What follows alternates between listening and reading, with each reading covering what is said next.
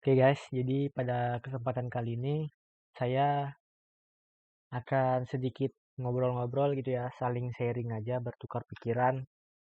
Jadi ingin membahas tentang permasalahan-permasalahan mahasiswa, terkhususnya di bidang IT gitu. Nah, jadi ini sekedar sharing sesama mahasiswa aja gitu ya.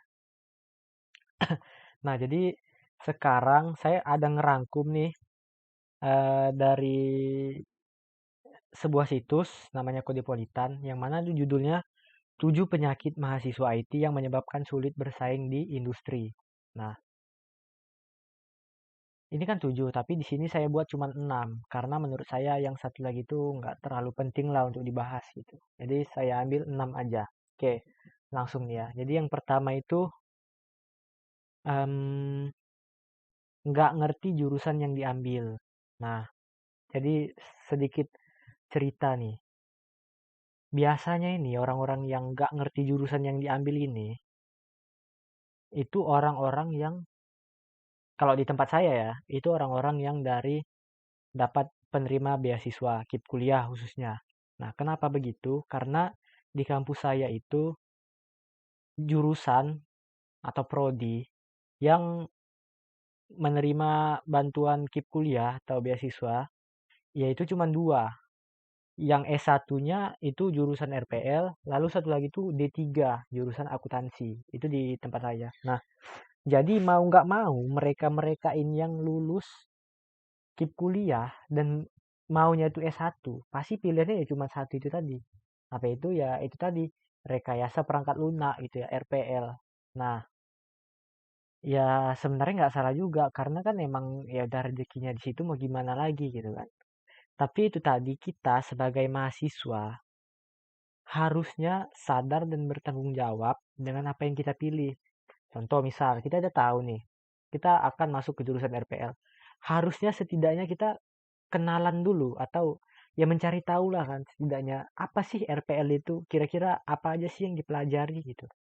Jadi nggak perlu nunggu sampai semester 5 baru sadar kalau astagfirullahaladzim ternyata salah jurusan gitu. Nah, jadi nggak harus nunggu sampai semester-semester atas gitu. Jadi dari awal harusnya udah dicari tahu sebenarnya jurusan yang kita ambil ini tuh apa sih gitu.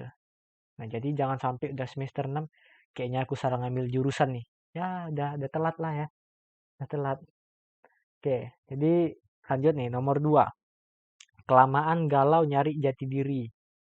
Nah, ini kalau cerita tentang jati diri agak luas nih ya. Karena kan jati diri itu nggak hanya semerta-merta dinilai dari aspek akademis saja gitu ya. Jadi ada orang yang emang hebatnya tuh di bidang seni misalnya. Atau sekarang ada orang yang hebatnya tuh main game gitu.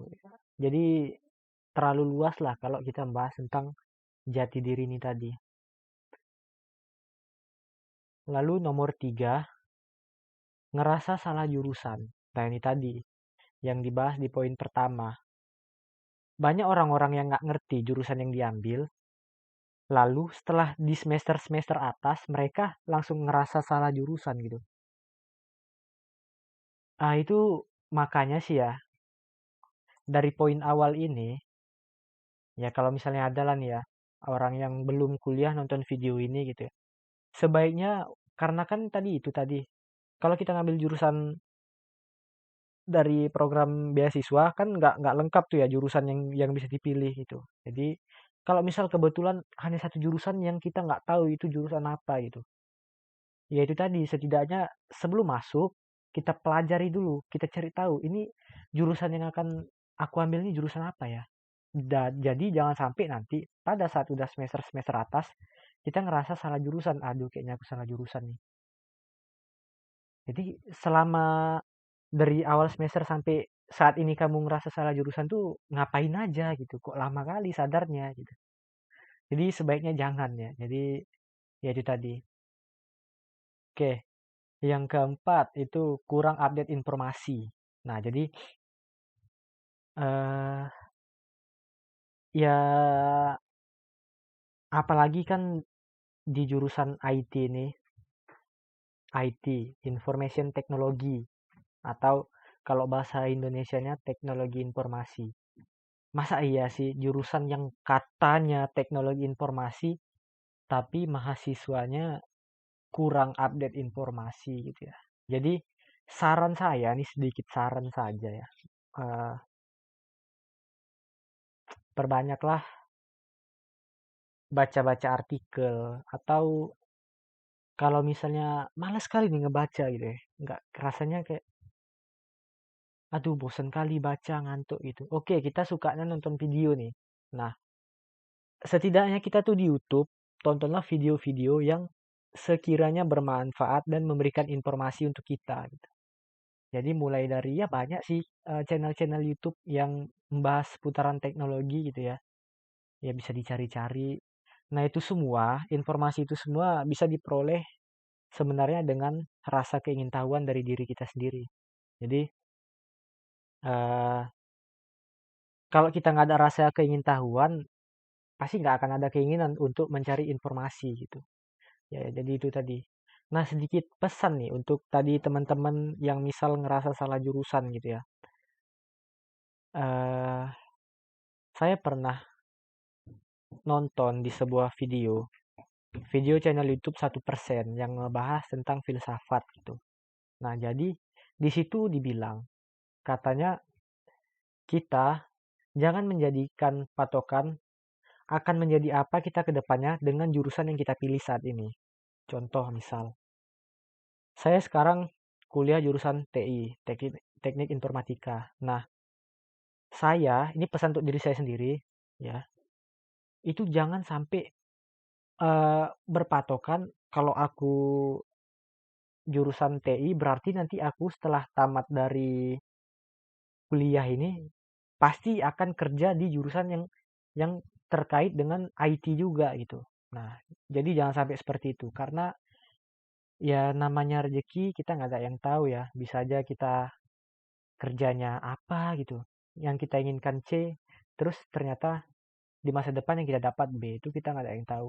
Nah, terus juga ada sambungannya. Jadi jangan jadikan jurusan yang kamu pilih saat ini adalah menjadi patokan akan menjadi apa kamu di masa depan, tapi jadikanlah jurusan yang kamu pilih saat ini menjadi senjata kamu di masa depan. Jadi misal kita jurusan IT, ada banyak ya yang dipelajari, mulai dari website, aplikasi Android, desktop, mungkin nanti ada belajar AI juga gitu ya, dan lain-lain lah kan banyak.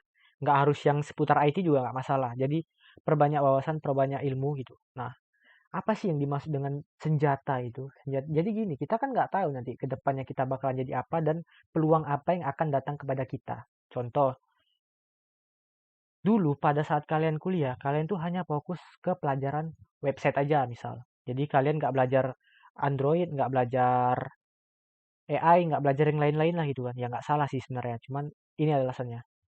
Contoh misal kalian cuma belajar website aja pada saat kalian kuliah. Nah, rupanya di masa depan tiba-tiba banyak nih permintaan untuk uh, programmer sebagai misal Android developer atau AI atau machine learning gitu kan. Nah, kita karena yang belajarnya itu tadi cuma satu, cuma website, itulah senjata kita yang kita bisa pakai di dunia industri. Otomatis ya nggak dapat kesempatan si Android developer sama AI ini tadi karena kita nggak punya senjatanya, nggak kita pelajari gitu. Jadi nggak ada salahnya, walaupun kalian merasa salah jurusan, nggak apa-apa, pelajari aja gitu. Daripada kalian, aduh males lah, belajar bukan jurusan aku kok. Jadi kalian ngapain 4 tahun kuliah kalau nggak belajar, nggak ada belajar apa-apa, nggak ada dapat ilmu apa-apa, itu tuh ngapain gitu. Ya sekali lagi tuh pilihan masing-masing. Jadi ya nggak bisa menghakimi lah gitu kan. Kalau menurut kalian yang kalian pilih benar, ya silakan. Cuman itu tadi sedikit saran, pelajari aja kalau misalnya salah jurusan. Karena bisa jadi di masa depan kamu butuh dengan pengetahuan kamu yang di salah jurusan ini tadi. Pengetahuan kamu di jurusan yang kamu pikir salah dan pengetahuan di jurusan yang tidak kamu sukai gitu. Karena itu tadi kita nggak tahu di masa depan kita akan jadi apa gitu. Oke, lalu yang kelima tuh tidak fokus. sepertinya nggak usah dijelasin ya, udah tahu lah kan maksud tidak fokus itu apa. Nah, yang keenam, baru belajar ketika mau skripsi atau ujian. Ini yang paling sering, nggak cuma mahasiswa tapi siswa. Nah, kebetulan saya adalah seorang instruktur ya, jadi seorang tenaga pendidik juga atau pengajar. Jadi ya udah sering lah kan berinteraksi dengan siswa, itu udah tahu karakteristik siswa, dan pastinya pernah sekolah juga dan tahu karakteristik teman-teman pada saat dulu sekolah gitu. Apa itu? Satu hal yang paling, kalau ujian tuh pasti 3 hari atau 1 hari bahkan sebelum ujian itu semuanya bersibuk belajar. Nah, jadi besok ujian, belajar belajar belajar belajar. Aduh, pening kali kepalaku besok ujian gitu kan. Pertanyaannya gini, selama ini kalian belajar, misalnya ujian semester 6 bulan ya. Selama 6 bulan ini kalian belajar, apa yang kalian pelajari gitu? Kok pada saat ujian kok bersibuk gitu? Jadi 6 bulan ini kalian ngapain aja kok baru sibuknya tuh 1 hari atau 2 hari sebelum ujian gitu? Nah, ini yang salah mindsetnya. Jadi kalau saya pribadi, kalau saya pribadi tuh punya pendirian gini, aku belajar bukan demi nilai. Nah, gitulah. Jadi intinya gini, ya aku belajar, ya mempelajari apa aja yang sekiranya aku butuhkan dan akan bermanfaat di masa depan gitu. Jadi kan di kampus tuh ada banyak pelajaran ya. Jadi yang aku pelajarin tuh cuman pelajaran-pelajaran yang berkaitan dengan komputer aja. Jadi pelajaran umum kayak bahasa Inggris, matematika, fisika, itu bahkan jarang masuk sih aku. Saya, bahkan saya jarang masuk gitu. Ya, ya nggak masalah juga sih. Kan emang udah tahu nih fokusnya mau kemana gitu. Jadi ya tekuni aja di sini. Nah, ini tadi karena saya udah tahu fokusnya mau kemana. Jadi ya pada saat dosen menjelaskan, pada saat memang proses belajar, ya saya itu belajar emang dengan mindset atau pikiran ini tuh penting, ini tuh berguna. Jadi harus kupelajari gitu. Jadi pada saat mau ujian 1 hari kah, -1 kah, -2, -3 sebelum ujian gitu. Ya santai aja, nggak ada kayak mampus nih besok ujian, belajar, belajar, belajar. Ya nggak perlu kayak gitu. Karena emang dari awal udah niatnya tuh belajar untuk supaya ilmunya tuh bisa dipakai gitu. Di kehidupan nyata, di kehidupan sehari-hari. Bukan pada saat ujian. Nah itu yang paling salah. Untuk apa kuliah 4 tahun, belajar 1 semester 6 bulan, kalau goals kita itu cuma dapat nilai tinggi pada saat ujian. Nggak guna. Jadi, ya itu tadi sedikit saran. Ubah mindset eh, belajar pada saat mau ujian gitu. Ya nggak masalah belajar pada saat mau ujian. Bisa jadi pengingat gitu ya. Mana tahu kita ada pelajaran yang lupa, kita ingat-ingat lagi, nggak ada masalah. Cuman yang masalah di sini adalah emang sama orang-orang yang sama sekali belajarnya itu kalau mau ujian aja gitu. Anda itu telah membuang-buang waktu selama 6 bulan. Kasihan orang tua Anda yang membiayai kuliah gitu. Sayang ongkos, sayang jajan. Ya, tapi itu tadi kembali ke diri masing-masing. Oke. Oke, ini dah kita bahas nih yang di sini nih ya. Jadi ada sedikit biasanya pertanyaan-pertanyaan yang diajukan oleh teman saya. Kebetulan saya ada buat kayak grup gitu, grup WhatsApp, grup untuk saling sharing dan belajar pemrograman gitu ya. Nah, jadi ada juga beberapa misinformasi yang biasanya para pemula pikirkan. Contoh misal, yang pertama, para pemula itu berpikir kalau mau ngoding itu harus punya laptop. Itu enggak banget, salah besar gitu ya.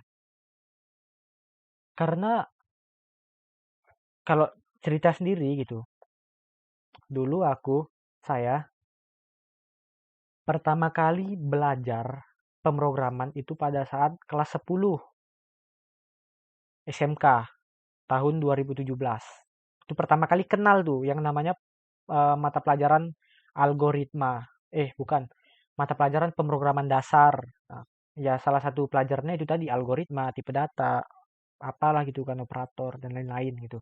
Nah, disitulah saya kenal dengan pemrograman dan koknya enak nih gitu ya, gitu, diikutin. Dan pada saat kelas 2 saya fokus di pemrograman web karena pada saat itu cuman web lah yang bisa dipelajari dari HP gitu. Dan walaupun sebenarnya dulu saya pada saat sekolah itu belum punya HP.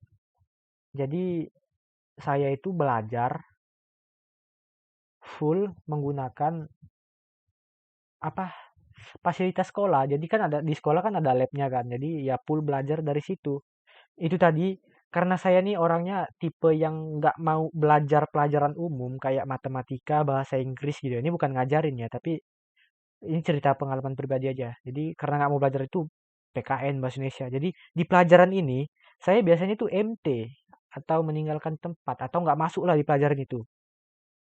Larinya kemana? Bukan MT kayak melalak keliling-keliling sekolah ke kantin nggak. Jadi saya MT ke lab karena saya pikir daripada buang-buang waktu mempelajari hal yang sepertinya nggak saya suka dan nggak akan berguna untuk saya, bagus saya ke lab mempelajari apa yang saya sukai gitu.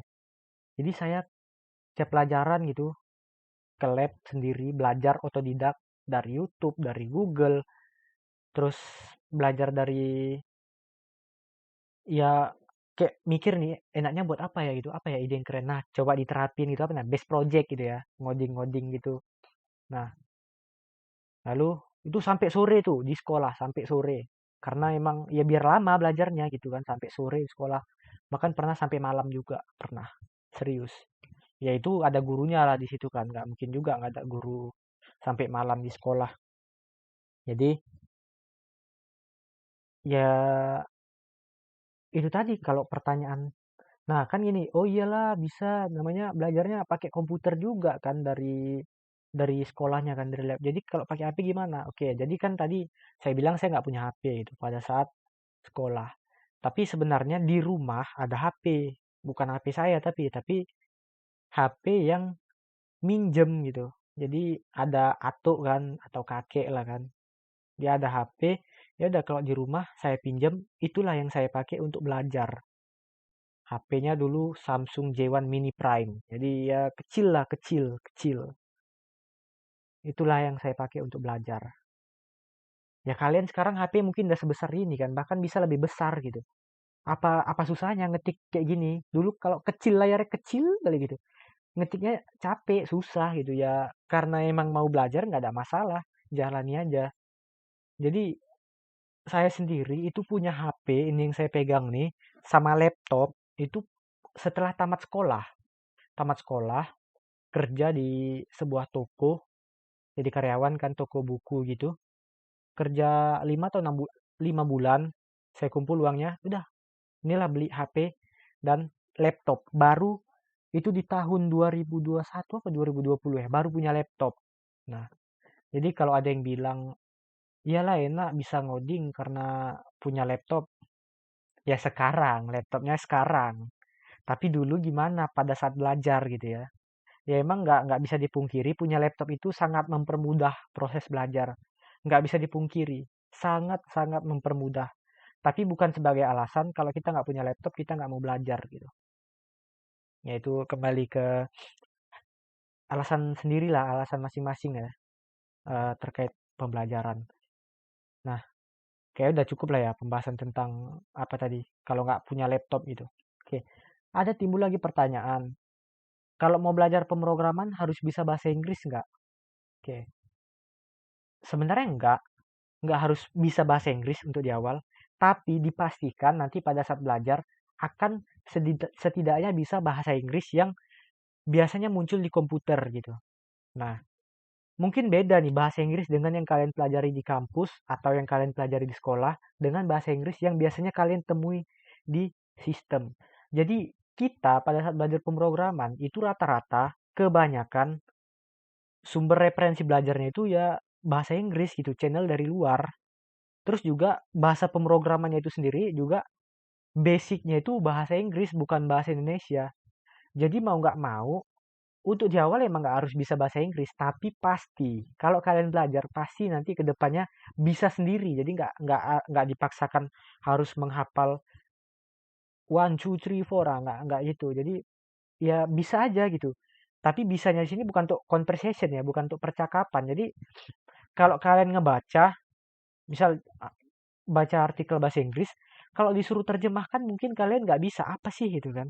Tapi entah kenapa pada saat kalian baca, kayak kalian tuh tahu gitu apa isi konten dari yang disebut itu, dari yang kita baca itu kita tahu gitu, kita paham. Walaupun kita nggak bisa mentranslatekannya, menerjemahkannya, tapi kayak kita paham aja gitu apa yang disampaikannya walaupun bahasa Inggris. Nah itu tadi, nggak harus eh, bisa bahasa Inggris, tapi pasti nanti bakalan bisa bahasa Inggris. Kayak gitu ya.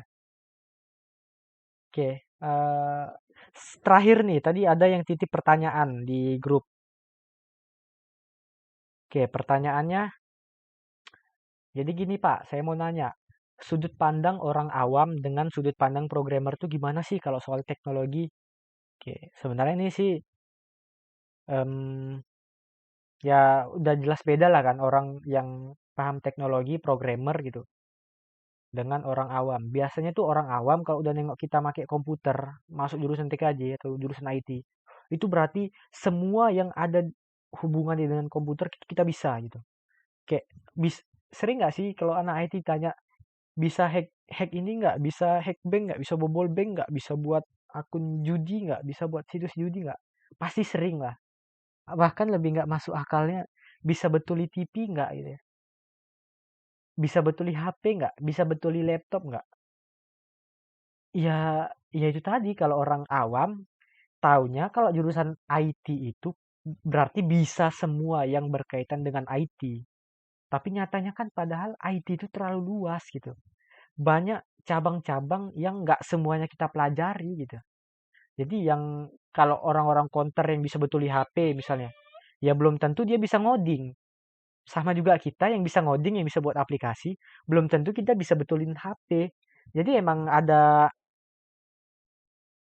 apa?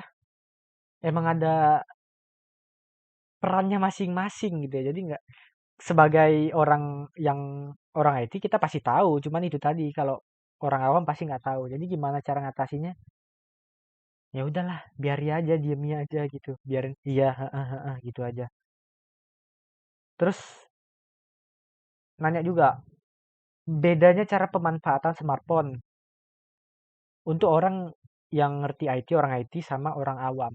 Ya, kalau untuk basic ya pasti sama lah kan, untuk komunikasi, untuk ya chattingan, video call, nonton YouTube, nonton film gitu kan. Ya, itu basicnya sama lah. Cuman perbedaannya mungkin di sini, kalau orang IT mungkin misal tadi nonton YouTube mungkin yang ditontonnya itu adalah ya yang pelajaran-pelajaran juga gitu kan. Terus juga karena dia lebih ngerti tentang teknologi, pasti dia banyak lah yang bisa diutak-atiknya di HP-nya ini atau di laptopnya gitu. Ya itu tadi tentang pembelajaran-pembelajaran sih. Kalau orang awam kan ya nonton YouTube, nonton prank, apalagi yang paling apa? Yang paling sering ya scrolling sosial media gitu ya, scrolling TikTok, scrolling IG itu sih biasa. Bukan berarti anak IT nggak ada yang scrolling TikTok, nggak ada yang scrolling sosial media juga, ada. Cuman ya pasti beda lah pemanfaatannya. Nggak hanyut, nggak habis waktu untuk ke scrolling gitu aja gitu. Terus ada lagi yang nanya, biasanya kan saya pas ngoding, terus bikin algoritma langsung di dalam source code. Nah otomatis mesti dicek hasilnya walau cuma satu baris kode. Rasanya kurang pas aja gitu. Susunannya pun ikut acak dan jadi kayak lama kali selesainya. Ada saran atau cara lain nggak Pak? Oke, jadi apa ya? Ntar dulu.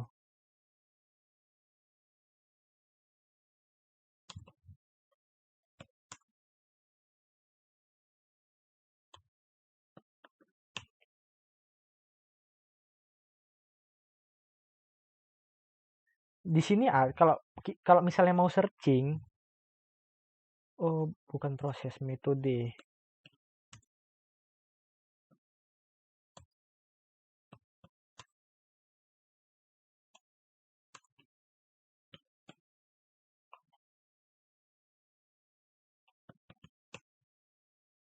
Nah ini, jadi sebelum kita membangun perangkat lunak atau software atau aplikasi, nah sebenarnya tuh ada metode-metode yang harus kita gunakan gitu. Jadi ada berapa nih? Ada yang pertama nih ada waterfall, lalu Agile, Scrum, RAD, Prototype, DevOps gitu ya. Ada berapa? 6 ya.